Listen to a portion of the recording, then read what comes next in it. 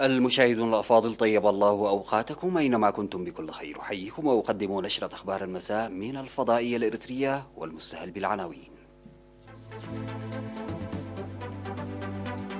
إصابة 84 مواطنا بفيروس كورونا اليوم.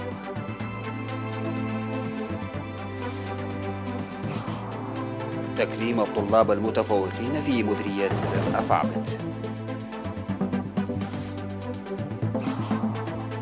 بحث تعزيز تأطير الشباب العمال في فرو. المجموعة الاقتصادية لدول غرب إفريقيا تقر عقوبات جديدة على مالي. انطلاق محادثات معقدة بين روسيا والولايات المتحدة بشأن أوكرانيا. ومصرع 19 شخصا على الأقل في حريق بمبنى سكني في نيويورك.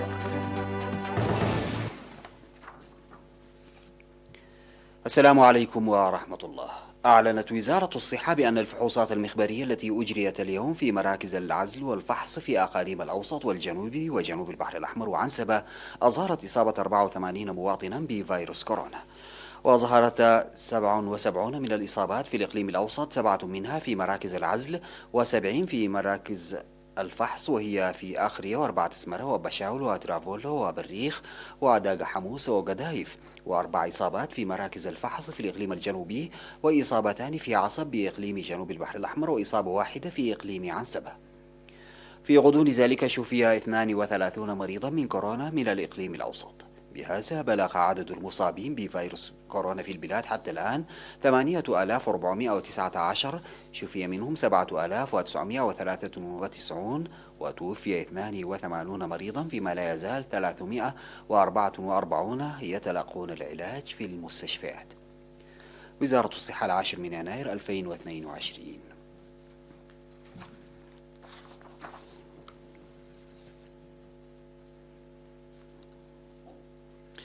قدم الاتحاد الوطني للشباب والطلبة جائزة تنفيذ للطلاب المتفوقين المحرزين لنقاط بلغت أكثر من 85% في امتحانات الشهادة المتوسطة للعام الدراسي 2019-2020.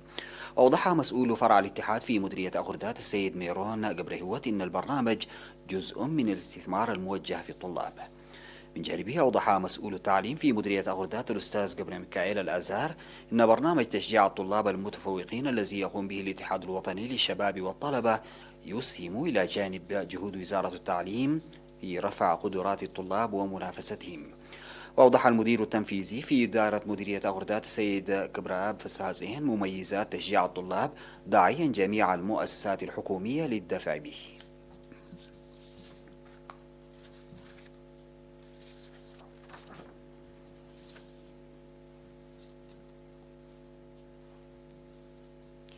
بحث تنظيم الشباب العمال في مديرية فرو سبل تقوية تأطير الشباب العمال في ضواحي أوملي ودنانلو وعمر قابري، جاء ذلك في الزيارة التي قام بها أكثر من 40 شابا من المديرية يومي الأول والثاني من يناير لتفقد البرامج التنموية في منطقتهم.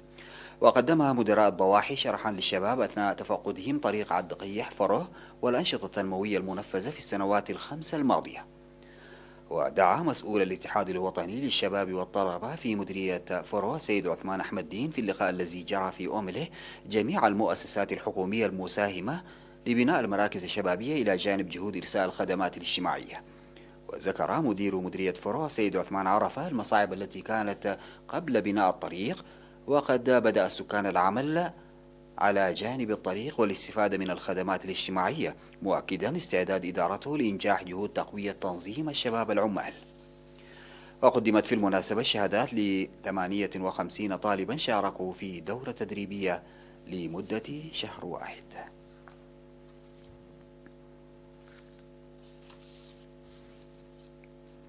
قام سكان 3 ضواحي في قندع بنفير تشجير على طريق أسمر مصوع وسط المدينة بمناسبة العام الجديد. وقال مسؤول تنمية مدينة قندع سيد سعيد أدحنة إن التشجير جرى في حفر معدة مسبقا وسيتواصل لنجاح التشجير السابق. وأشاد بالمشاركة الشعبية وعمال المؤسسات الحكومية في نفير التنمية عامة وإصلاح مجال المياه على وجه الخصوص. وذكر خبير التشجير السيد أسفقابر صقاي تخصيص فرد لكل شجرة لمتابعة نموها، مشيرا إلى استمرار أعمال غرس 35 ألف شجرة.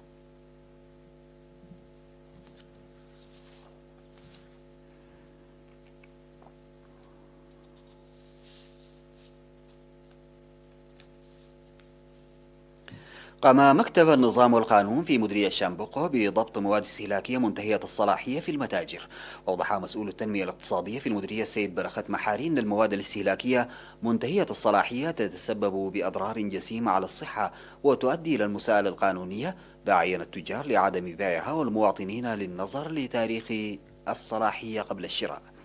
من جانبه دعا مسؤول الصحة العام السيد قبرهود بيان المواطنين للمساهمة في كشف التجار الذين يبيعون المواد منتهية الصلاحية. وقال مسؤول النظام والقانون في المديرية السيد كفلاير أن الجهود تبذل للتوعية والرقابة لعدم بيع مواد ضارة بالإنسان والحيوان والبيئة.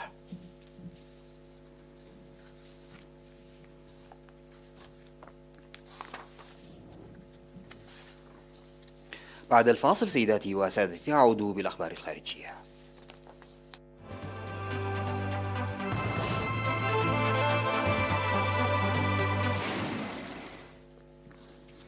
أقر قادة المجموعة الاقتصادية لدول غربي إفريقيا على فرض عقوبات قاسية جدا على مالي، على ما قال مندوب بعدما أرجأ المجلس العسكري الحاكم العودة إلى الحكم المدني. واتخذ رؤساء دول وحكومات المجموعة الاقتصادية لدول غرب إفريقيا إيكواس المجتمعون خلف أبواب مغلقة في العاصمة الغانية قرارا بإغلاق الحدود مع مالي داخل المنطقة دون الإقليمية وتعليق التجارة باستثناء المنتجات الأساسية، كما أكد بيان نشر في ختام الاجتماع. وقرروا أيضا قطع المساعدات المالية وتجميد أصول مالي في البنك المركزي لدول غربي إفريقيا. كذلك سيستدعون سفراء الدول الأعضاء لدى مالي التي شهدت انقلابين عسكريين منذ العام 2020 وأزمة أمنية عميقة. وكان المجلس العسكري الحاكم في مالي قد عرض على المجموعة الاقتصادية لدول غربي إفريقيا إيكواس جدولا زمنيا جديدا لإعادة السلطة إلى المدنيين وفق ما أعلن وزير الخارجية عبد الله ديوب.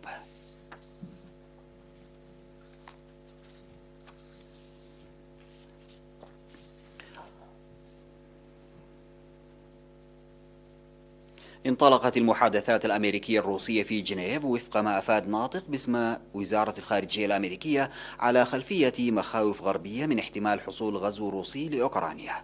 وبدأ الاجتماع في مقر البعثة الأمريكية في المدينة السويسرية بين نائبي وزير الخارجية البلدين الأمريكية ويندي شيرمان والروسي سيرجي ريابكوف.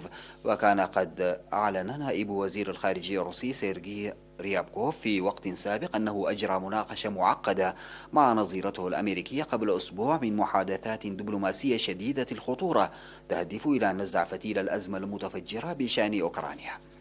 وكانت الولايات المتحدة وروسيا اتخذتا مواقف حازمة قبل هذه المفاوضات، ففي حين حذرت واشنطن من مخاطر حصول مواجهة استبعدت موسكو من جهتها تقديم أي تنازلات.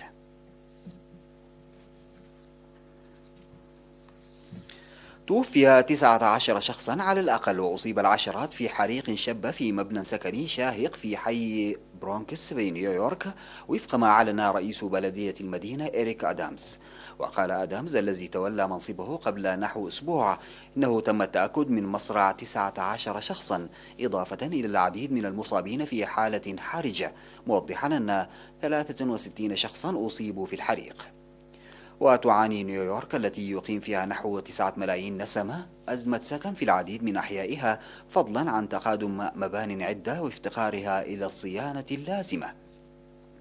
وأظهرت مشاهد بثت ألسنة نيران هائلة ودخانا أسود كثيفا يتصاعد من نافذة مبنى يضم طبقات عدة في حي برونكس المترامي في شمال نيويورك.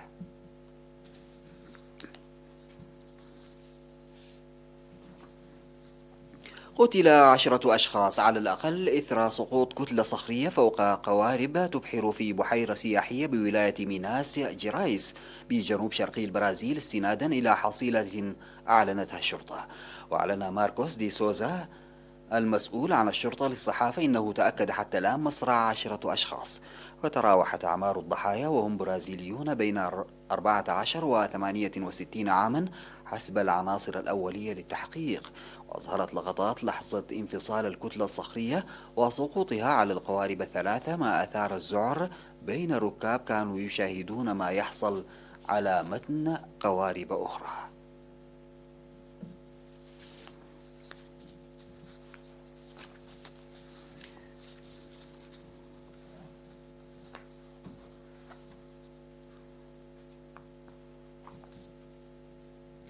ختاما سيداتي وسادتي لنشرة أخبار المساء أعود فأذكر بعناوينها. إصابة 84 مواطنا بفيروس كورونا اليوم. تكريم الطلاب المتفوقين في مديرية أغردات.